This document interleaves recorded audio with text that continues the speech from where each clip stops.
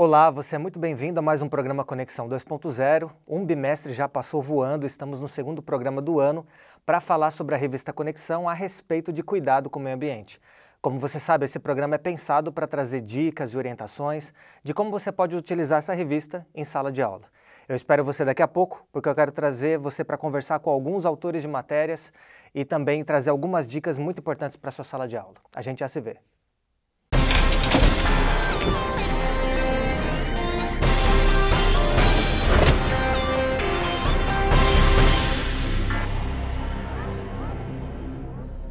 Estamos de volta com o programa Conexão 2.0. Vamos ter aqui 4 blocos para discutir com autores das matérias, também editores que trabalharam na revista, como você pode utilizar da melhor maneira a revista do segundo bimestre, que é sobre cuidado com a criação.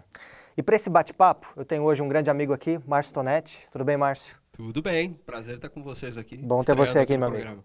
Legal, o Márcio é um dos editores associados da revista, o André depois vai participar com a gente em 2 blocos, mas também trouxemos para esse bate-papo o Thiago Basílio, jornalista, que é autor da matéria de capa desse mês. Tudo bem, Thiago? Ótimo, prazer estar aqui com vocês. Legal.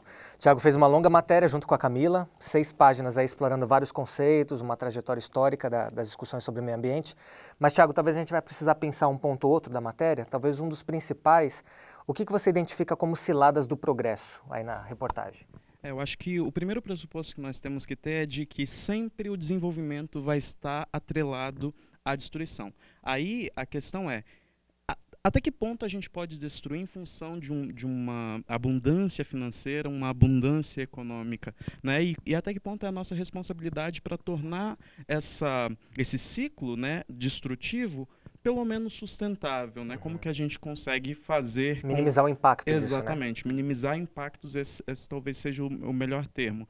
E também analisar aspectos históricos, né? Não dá para você pedir, e talvez não seja tão justo você cobrar da mesma forma da Índia do que você cobrar do Reino Unido, né? Que o Reino Unido historicamente viveu um processo de industrialização ali na Revolução Industrial que ele não tinha que se preocupar com o meio ambiente, ninguém questionava isso. Hoje a Índia tem vários problemas, o Brasil também, e você pedir algumas coisas desses países talvez é um pouco injusto, que agora eles têm que se preocupar em crescer de forma sustentável. Então são muitos aspectos, coisas importantes de pontos de vistas econômicos e também sociais que devem ser analisados, né, para a gente ter um desenvolvimento sustentável, digamos assim. Legal. Tiago, na sua matéria você toca também na questão da relação entre o cristão e o meio ambiente. Afunilando um pouco mais esse tópico especificamente, queria que você talvez comentasse para a gente de que maneira talvez a mensagem da Igreja Adventista pode contribuir para a pauta ambiental. A Igreja Adventista ela tem como diretriz muito clara a preservação do meio ambiente, né? A partir do pressuposto de que nós não podemos utilizar a ganância humana para destruir a criação divina. Então nós temos vários aspectos. Nós temos esse aspecto em si de cuidar da criação, nós temos o aspecto também da saúde, né? Que você ter uma qualidade de vida, você ter um meio ambiente preservado corrobora a sua qualidade de saúde, a saúde, né, dos indivíduos e também a relação nossa com o Criador, né? O sábado é uma grande celebração da criação e isso, evidentemente, gera afeta a rotina de um cristão praticante adventista do 7º dia, né? Como citado aqui na nossa realidade. E aí talvez, Márcio, além da questão do ambiente afetar o estilo de vida como a saúde, como o Thiago pontuou, a sua própria escolha pessoal como seu estilo de vida mais natural, mais saudável, também afeta o meio ambiente, né? Então, por exemplo, a abstinência de carne, né, ou buscar uma alimentação mais natural, você reduz o consumo, a produção de lixo. Então, são coisas que estão em cadeia, né? Eu achei muito interessante, Thiago, esse ponto que você explora, né, comentar sobre a relação entre a mensagem do sábado e o meio ambiente, porque acho que o sábado é um antídoto à lógica consumista, né? Ou seja, o modo como a gente vive as horas sagradas, essas 24 horas, muda a maneira como a gente se relaciona com as coisas durante a semana e com o consumo, né? Muito bom. Gente, tinha mais coisa para falar, até uns cases aí práticos, né, de como aplicar isso aí, mas nós precisamos ir para as dicas para encerrarmos o primeiro bloco, e a nossa sugestão nesse primeiro bloco é sobre a disciplina de ensino religioso. Então, essa matéria principal, você pode trabalhar com os alunos a relação entre espiritualidade e cuidado com o meio ambiente, demonstrando que como seres humanos nós somos responsáveis por cuidar da natureza. Isso tem que ver com a mordomia cristã, né? Apresente aos alunos um projeto no qual eles devem passar uma semana cuidando, por exemplo, de um ovo cru e levá-lo para casa. É provável que vários deles irão acabar quebrando o ovo, mas isso demonstrará que não é possível fugirmos dessa relação de cuidado com a terra. Ela sempre está conosco e pode ser destruída se nós não formos cuidadosos com ela. Então explore discussões sobre as reflexões obtidas por meio da experiência com esse ovo cru. Muito bem, amigos, o tempo voou, nós estamos indo para o segundo bloco e a gente quer convidar no próximo bloco você a continuar com a gente. O pastor André Vasconcelos vai estar para falar sobre mais 2 matérias que temos pela frente. A gente já se vê.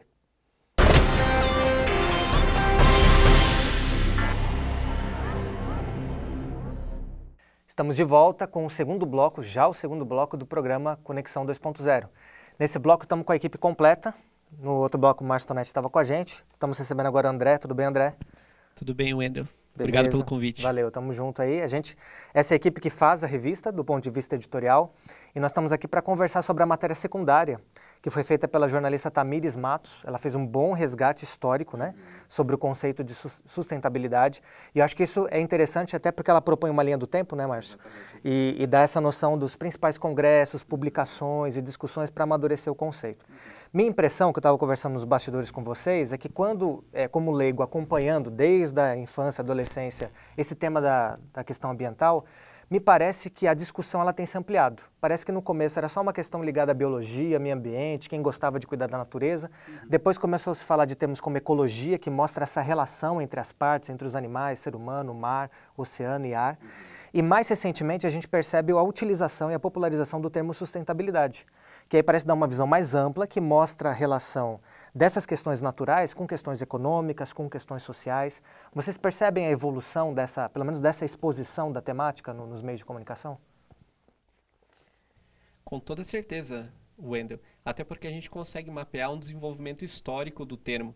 Um documento muito importante, por exemplo, que é o nosso Futuro Comum, define a sustentabilidade como uma forma de desenvolvimento ou de consumo que atenda às necessidades presentes, só que sem comprometer as necessidades das gerações futuras.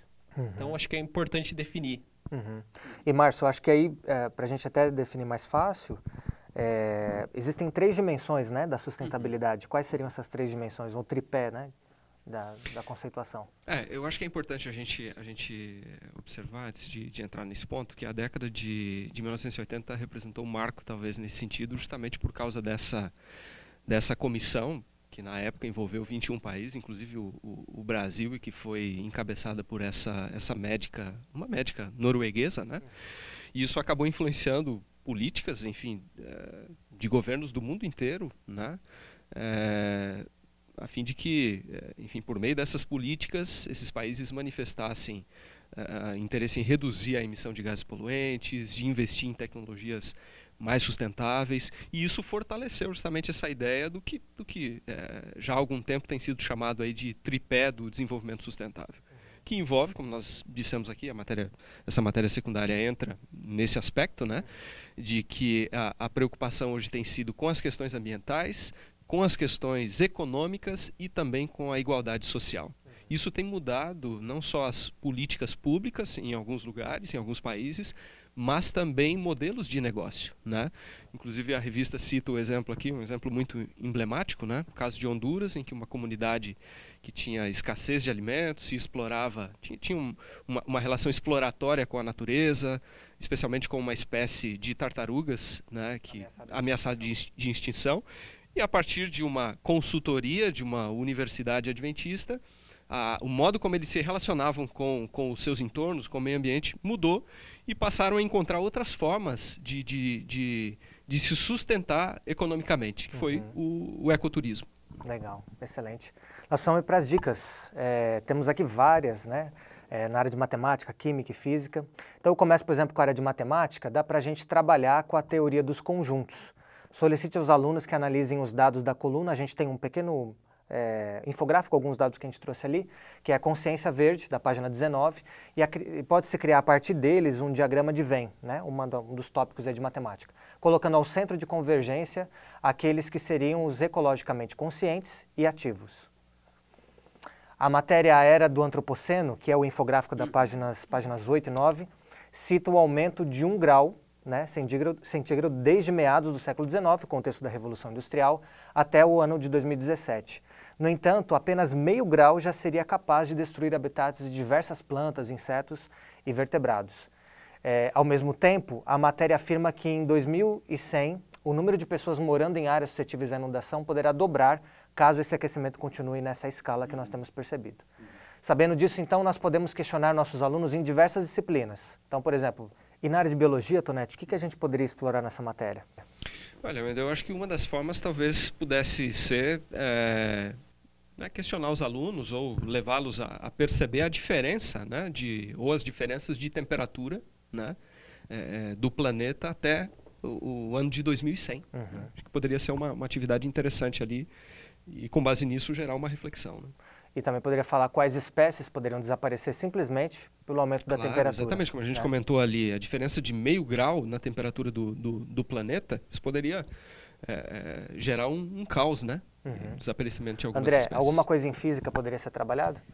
Bom, na física nós poderíamos fazer a seguinte pergunta, por exemplo, quanto de energia foi necessária para elevar a temperatura do planeta em 1 grau centígrado?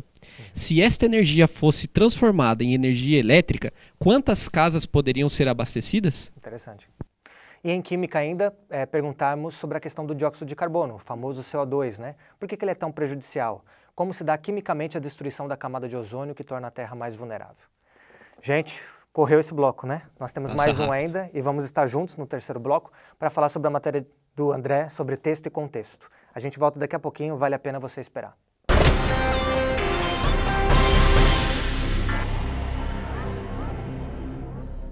Estamos de volta já com o terceiro bloco e a gente continua com toda a equipe completa aqui da revista Conexão 2.0.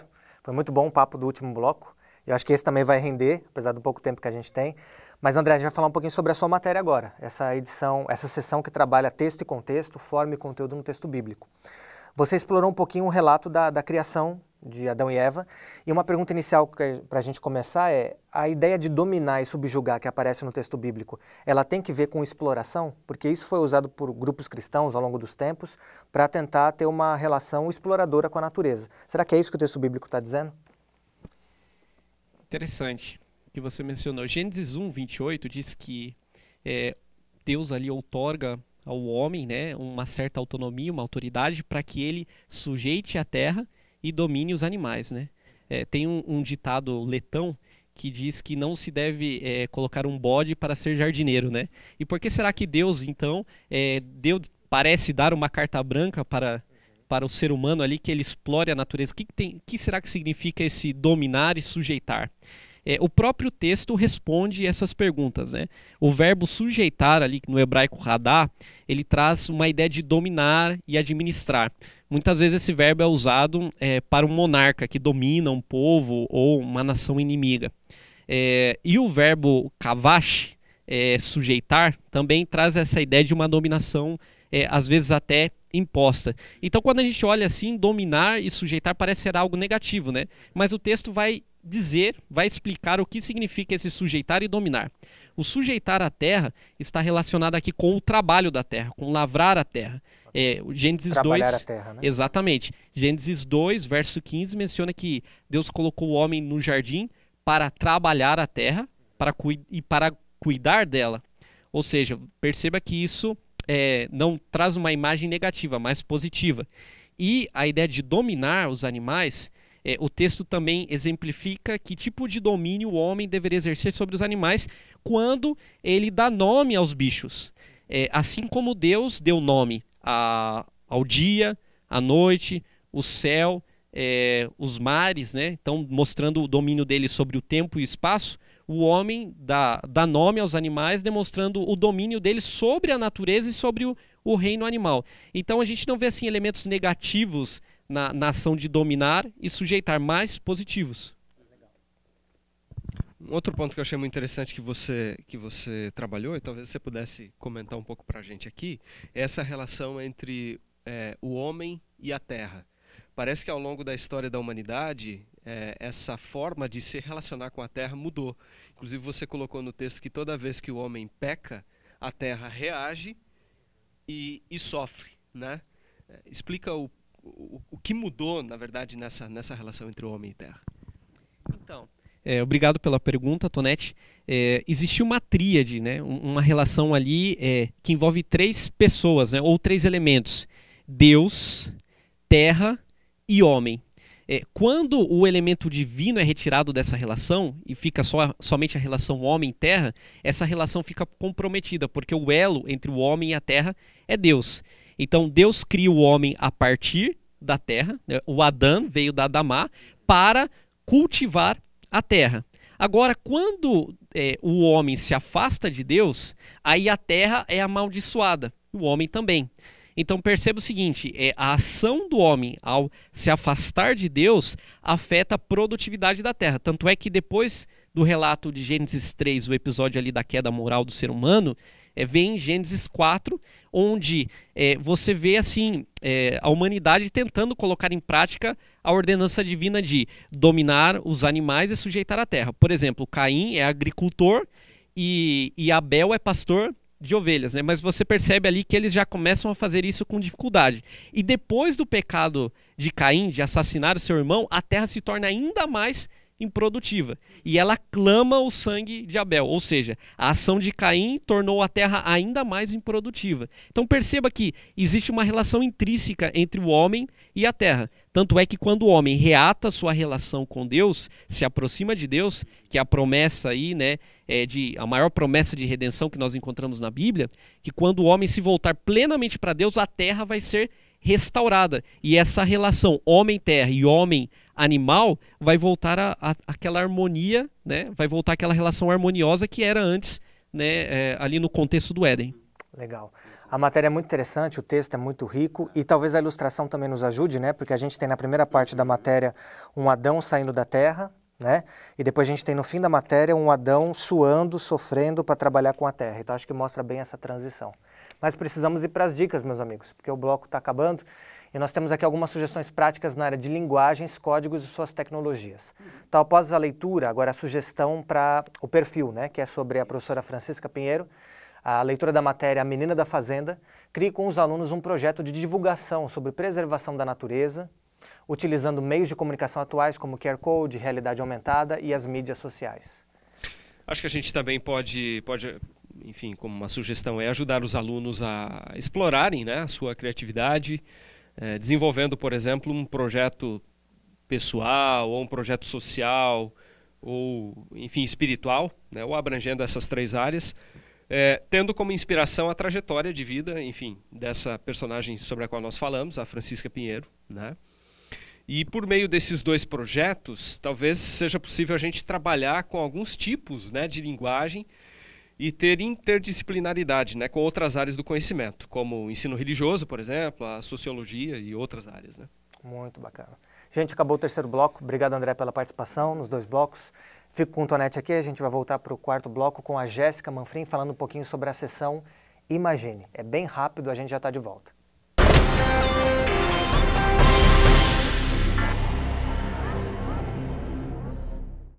Estamos de volta com o 4º e último bloco do programa Conexão 2.0. Aqui o tempo passa muito rápido, como passa também na sala de aula e no bimestre aí na escola.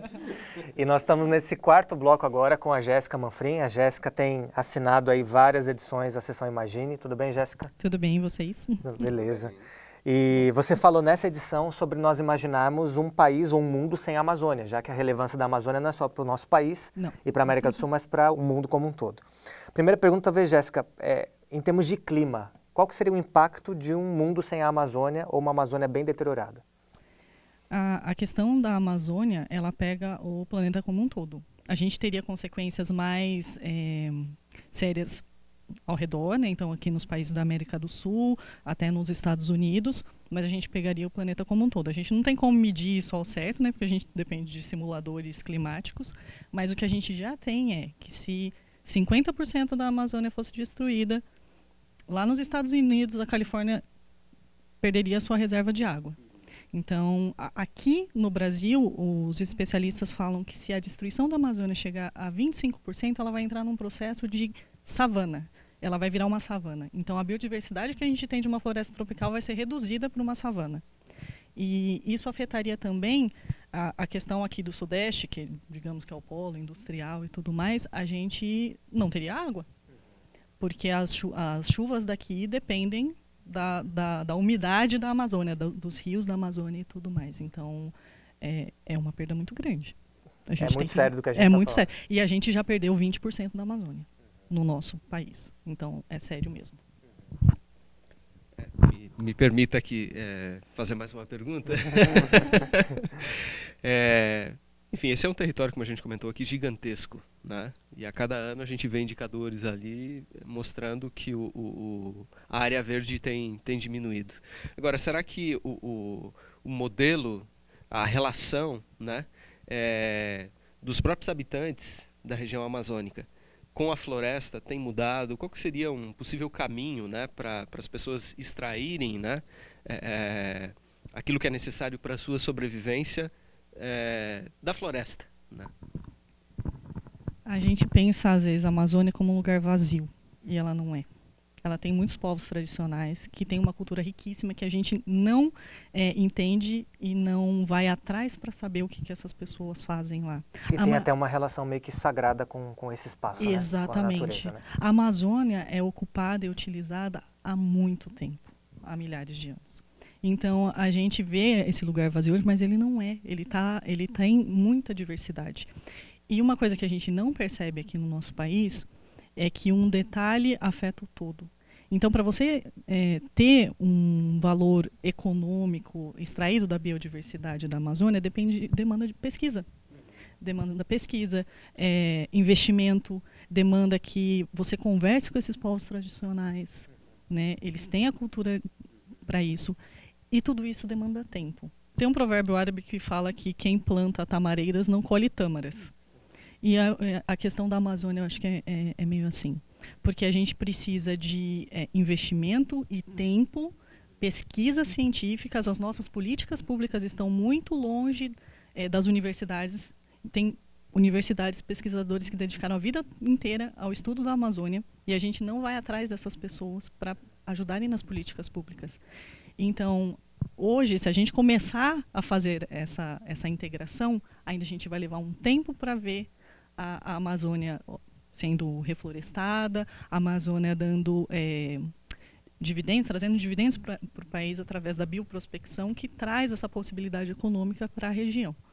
Então, a gente precisa de tempo, investimento e pesquisa. Ok. Nós precisamos ir para as dicas. Eu tinha mais coisa para perguntar, mas eu acho que também quem está nos acompanhando... Também tinha mais uma pergunta na manga aqui. Mas aí fica para irmos para as páginas, para acompanhar o teu texto, que eu acho que está bem interessante. Mas, Márcio, nessa reta final, a gente tem algumas dicas para dar na área de ciências humanas, né? Então, por exemplo, utilizando documentos históricos e mapas de diversos períodos, conduz os alunos por meio da história e da geografia do extrativismo no Brasil.